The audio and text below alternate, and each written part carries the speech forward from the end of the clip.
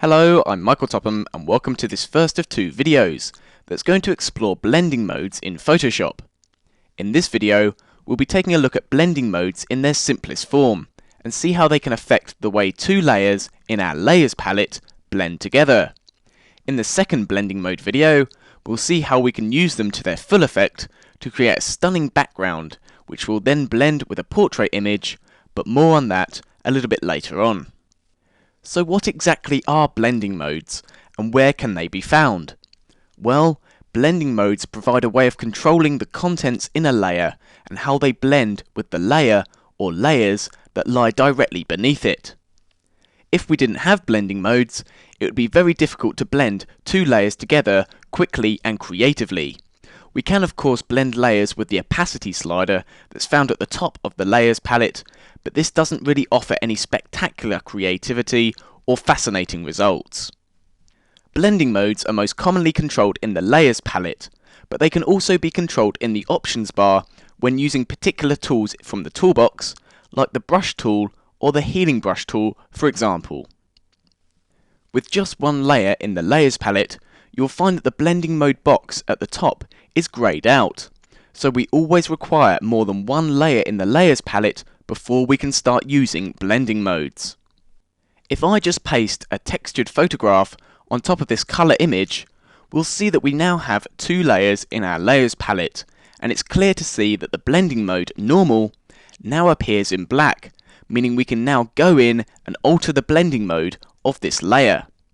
Just clicking on normal shows the full list of blending modes that are on offer to us, and there are 25 to choose from in CS3. If you're running an earlier version of Photoshop, you're likely to have 23 blending modes to choose from. The two new ones introduced into Adobe Photoshop CS3 were lighter colour and darker colour.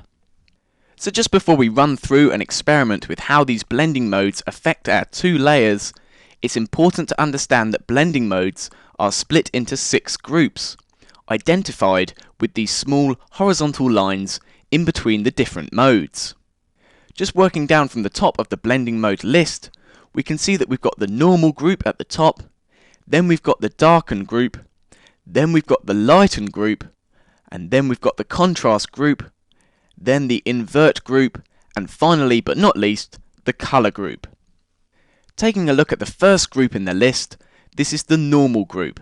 Normal is the default blending mode, and by lowering the opacity whilst in this mode, very simply fades the intensity of the top layer, allowing the pixels from the layer beneath to show through. The other blending mode to be found in the normal group is that of the dissolve, and this works by combining the blend layer, which in this case is our textured layer, with the layer beneath using a random pattern of pixels.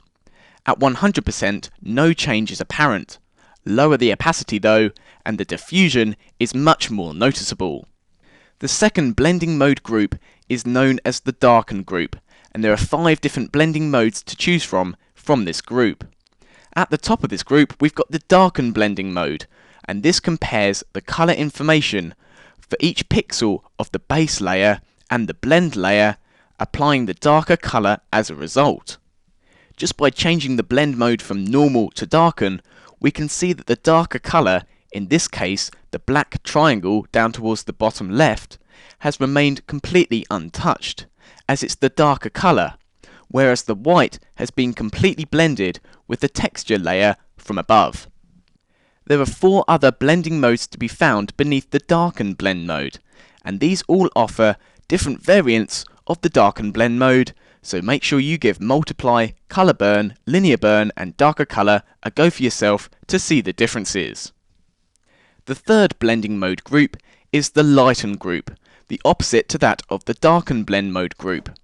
It compares the colour information of each layer of the base and the blend layer and applies the lighter colour as a result. Changing the blending mode directly from the darken to the lighten clearly shows the opposite process occurring compared to the darken blend mode. The lightest colour of our layers, in this case the white triangle, remains completely clear. However, the black, which remained pure black with the darken blend mode, has now got the texture showing across it. There are 4 other lighten blend modes in the lighten group, including that of screen, colour dodge, linear dodge, and lighter colour.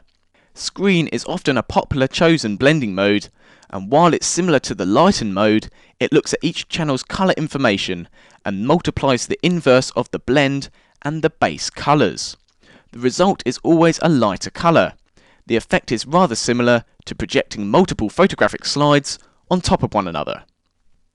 The 4th blending mode group is that of the contrast group. These blending modes can change the look of an image quite dramatically, but also offer some fantastic effects. The overlay blending mode is one that we will be using in the second video lesson to blend a background with a portrait. It works by superimposing the blend layer, which in this case is our textured layer, on the base layer, whilst preserving the highlights and the shadows of the base colour. The blending mode beneath overlay is soft light, and this is very similar to that of overlay. It produces a slightly more gentle effect and doesn't alter the contrast as harshly, so it's a good one to use if you want a slightly more subtle effect. There are 5 other blending modes in this contrast group to experiment with, and these include hard light, vivid light, linear light, pin light, and hard mix. So make sure you give these a go with some of your images to see the differences between them. There are 2 blending modes in the 5th blending mode group, the invert group. By selecting the difference blending mode, it looks at the colour information in each channel and subtracts either the blend colour from the base colour or the base colour from the blend colour, depending on which has the greatest brightness value. If I just go back up and then click on my blending mode little arrow there, so I can actually select all my blending modes to see the full list of them, and if I just go down and click on exclusion, this is very similar to that of the difference blending mode, except from the fact it's a slightly muted variant.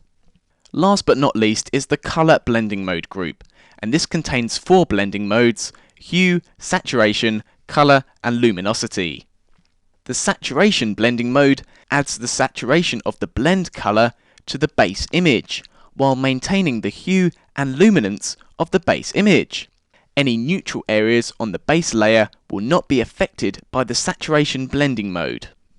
Just taking a quick look at the luminosity blending mode, which can be found right at the bottom of the blending mode list, shows how it applies the brightness of the blend colours on the blend layer to that of the base colours on the base layer, while retaining the hue and saturation of the base layer. So now that we've taken a whistle-stop tour through the different blending modes that are available in the Layers palette, we're ready to see how they can be put to good use with our start images that can be found in the Start Images folder on the CD. Be sure to follow the Portrait Blending Mode technique in the magazine and of course in the next blending mode video to see exactly how we can blend 2 layers together effectively and control the blend using layer masks. See you in the next video.